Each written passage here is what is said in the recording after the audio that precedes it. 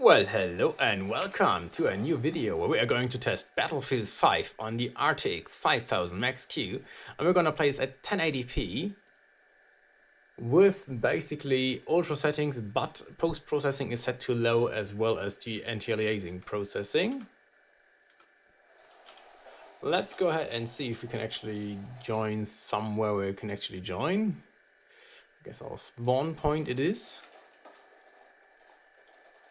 And yeah, we're playing this on the 64 player map Breakthrough, and yeah, on the RTX 5000 MaxQ, which is inside a Lenovo Thinkpad P15 Generation 1 with an 8-core i7 as well as 32GB of dual channel DDR4 memory. And I actually have played for a few minutes already because it was stuttering like hell, and you can still see all these dips right now. And actually Battlefield 5 is the game where I found that these lag spikes are the most prominent. Like, I just tested Battlefield 1 and you could definitely see and feel these lags in the beginning of the game there as well, simply due to the fact that Battlefield, or the older Battlefield titles, did not preload the shader and warm up the cache before playing the game, and that means that you will have to load them in while playing, which will take a while and therefore give you a worse gameplay experience, or a terrible gameplay experience in some cases, in the beginning of the game, but should smooth out in a few seconds usually. And yeah, I mean, I've played this for a few minutes now. I actually already tested 1440p as well as the RTX, the DLSS upscaling method. DLSS just looks absolutely horrible in this game. I mean, you don't have any quality. Oh, there was an enemy tank. Okay, you don't have any quality settings there as well for the DLSS, which maybe due to the fact that it was in the very early stages when it was implemented in this title, since this came out in 2018, and that was when the RTX cards and DLSS was released as well. Yeah, so it's an absolutely horrible implementation in this title, and you definitely don't want to use that here. And I have to say, at 1080p here with the basically ultra settings, it is looking pretty nicely. Obviously, with the external 1440p monitor, which I'm just playing this on, it is not the perfect experience,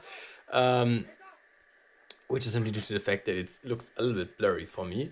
But generally speaking, it is a nice experience, and it still looks pretty good as well. And I think also Battlefield 5 still has a very vivid community, and you can definitely find servers 24/7 here, which are still full and going. Yeah, and it's also a very nice title to me. I mean, it had a really rough start, which was to be expected by the fact that Battlefield was promoted like, I don't know, a battle royale shooter with women with prosthetics fighting alongside Vikings in World War II, which simply was ridiculous. But they redeemed themselves, maybe a little bit too late. Maybe it's a little bit something like the Star Wars Battlefront 2 story, where you actually nowadays do have an absolutely great game, and in my opinion still the greatest Star Wars game that you can play, but, or at least the greatest Star Wars multiplayer battle game that you can play. But I don't think it is all that popular, and never has been, due to the fact that it had such an incredibly bad start with all the crazy decisions EA made in the early stages.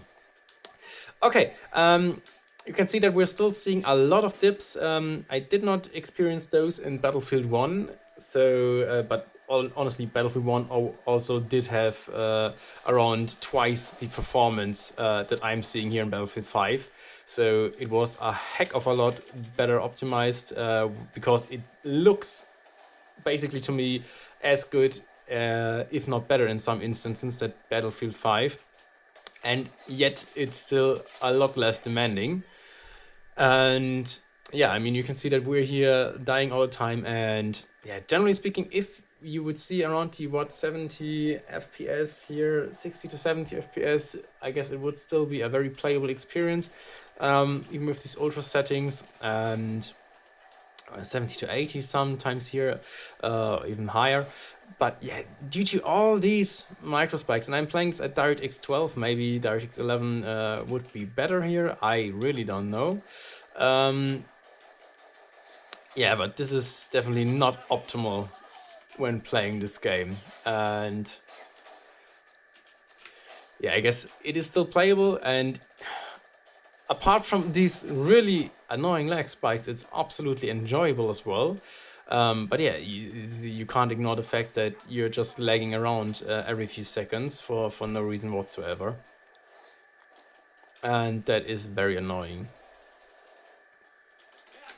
But yeah, I mean, I would definitely still play that. If you have an RTX 5000 laptop, you should be good to go. And at 1440p, you probably want to lower these settings quite a bit, or set the resolution scale down a little bit more, in order to have a playable experience, or a competitively playable experience. But at 1080p, it's definitely more than playable here.